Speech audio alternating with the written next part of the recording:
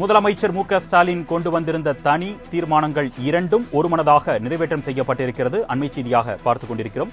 கூடுதல் விவரங்களை செய்தியாளர் நந்தினி வழங்க நாம் கேட்கலாம். வணக்கம் நந்தினி, கூடுதல் விவரங்கள். வணக்கம் அருணே. தமிழ்நாடு முதலமைச்சர் கொண்டு வந்த இரண்டு தனி தீர்மானங்கள் சட்டப்பேரவையில் ஒருமனதாக நிறைவேற்றம் செய்யப்பட்டிருக்கிறது. அந்த வகையில் ஒரே நாடு ஒரே தேர்தல் திட்டத்தை நடைமுறைப்படுத்த கூடாது என தமிழ்நாடு முதலமைச்சர் சட்டப்பேரவையில் தனி தீர்மானம் கொண்டு வந்து உரையாற்றினார்.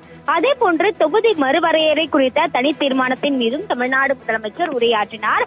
அதில் உரையாற்றக்கூடிய முதலமைச்சர் தொகுதி மறுவரை என்ற திட்டத்தில் தென்னிந்திய மக்களை, குறிப்பாக தமிழ்நாட்டு மக்களின் நாடாளுமன்ற பிரதிநிதித்துவம் குறைக்கும் ஆபத்து சூழ்ச்சி இருப்பதாகவும், இது முளையிலேயே கிள்ளி எறியப்பட வேண்டும் எனவும், குறிப்பாக எல்லை நிர்ணய சட்டப்படி இவை செய்யப்படுகிறது எனவும், இச்சட்டத்தின்படி எல்லை நிர்ணய ஆணையத்தை மத்திய அரசு அமைத்து வருவதாகவும் சுட்டிக்காட்டி பேசினார். அது மட்டுமல்லாமல் தமிழ்நாட்டில் 39 தொகுதி இருப்பதாக குறிப்பிட்ட முதலமைச்சர், மக்கள் தொகை அடிப்படையில் தொகுதியை குறைத்துவிட்டால் உறுப்பினர்கள் எண்ணிக்கை குறையும் என்றால் என்ன ஆகும் எனவும், தமிழர்கள் உரிமை இழப்பார்கள், இதனால் தமிழ்நாடு பின்தங்கிவிடும் எனவும் குறிப்பிட்டு பேசினார்.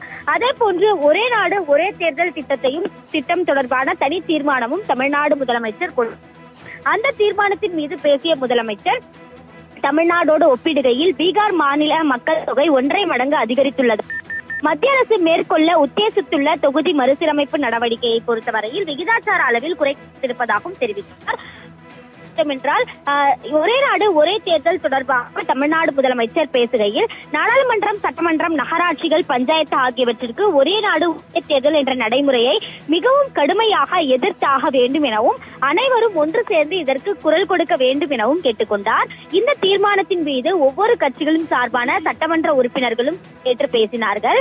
இந்த தீர்மானத்திற்கு அனைவரும் ஆதரவு தெரிவித்த நிலையில் சட்டப்பேரவையில் முதலமைச்சர் கொண்டு வந்த 2 தனி தீர்மானங்களும் ஒருமனதாக நிறைவேற்றப்படுவதாக சபாநாயகர் அறிவித்துள்ளது குறிப்பிடத்தக்கது.